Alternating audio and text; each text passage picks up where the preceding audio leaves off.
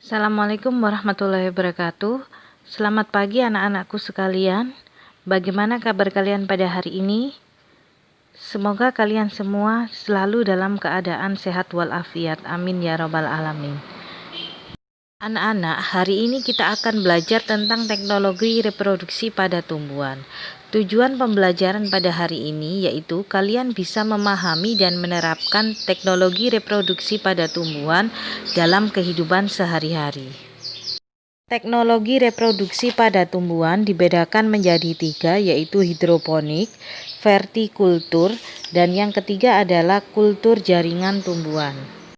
Kita bahas yang pertama yaitu tentang hidroponik. Hidroponik adalah cara penanaman tumbuhan dengan menggunakan larutan nutrisi dan mineral dalam air tanpa menggunakan tanah. Tanaman yang bisa menggunakan hidroponik ini adalah contohnya selada, paprika, tomat, melon, dan lain-lain. Medium yang digunakan dalam hidroponik bisa kerikil, arang, sekam, serbuk kayu, atau spon. Keuntungan dari menanam tanaman dengan menggunakan teknik hidroponik adalah tanaman lebih cepat tumbuh, kemudian pemakaian pupuk lebih hemat, pemakaian air lebih efisien, kemudian hama dan penyakit tanaman dapat dikurangi. Sedangkan kekurangan dari penggunaan media hidroponik adalah diperlukan keterampilan dan ketelitian yang lebih ketika meracik nutrisi untuk tanaman. Terdapat 6 teknik dalam menanam hidroponik. Kalian bisa mengamatinya satu persatu dalam slide berikut ini. Ada water culture, drip system, aeroponik, wick system, ebb and flow, dan yang terakhir NFT system. Teknologi reproduksi yang kedua yaitu vertikultur. Vertikultur adalah teknik budidaya tanaman dengan cara membuat instalasi secara bertingkat dengan tujuan untuk meningkatkan jumlah tanaman. Tujuan utama dari teknologi vertikultur adalah memanfaatkan lahan sempit seoptimal mungkin sehingga tidak boros lahan. Keunggulan penggunaan teknologi vertikultur adalah hemat air dan lahan, kemudian umur tanaman pendek, serta pemeliharaan tanaman relatif pendek juga dan mempermudah dalam perawatan. Sedangkan kekurangan dari teknologi vertikultur, penyiraman dan perawatan harus dilakukan secara kontinu dan berhati-hati.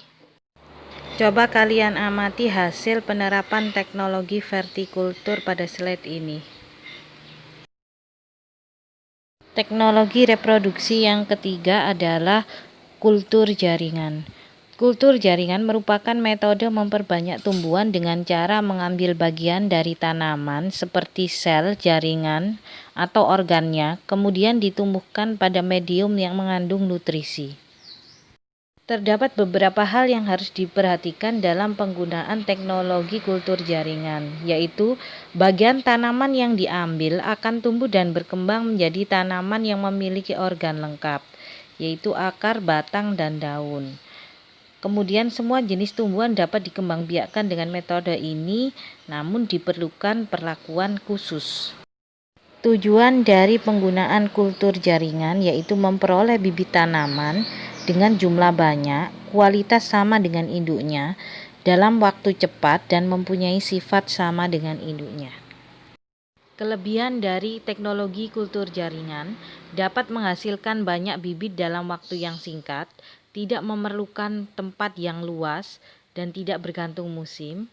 Kemudian bibit yang dihasilkan tahan terhadap penyakit. Kekurangan dari teknologi kultur jaringan diperlukan biaya yang lebih besar, kemudian harus dilakukan oleh orang yang berkeahlian khusus. Bibit yang dihasilkan memerlukan penyesuaian dengan cuaca dengan lingkungan sebelum ditanam. Berikut ini adalah contoh hasil teknologi penggunaan kultur jaringan. Ini adalah hasil penerapan kultur jaringan yang mengalami kegagalan.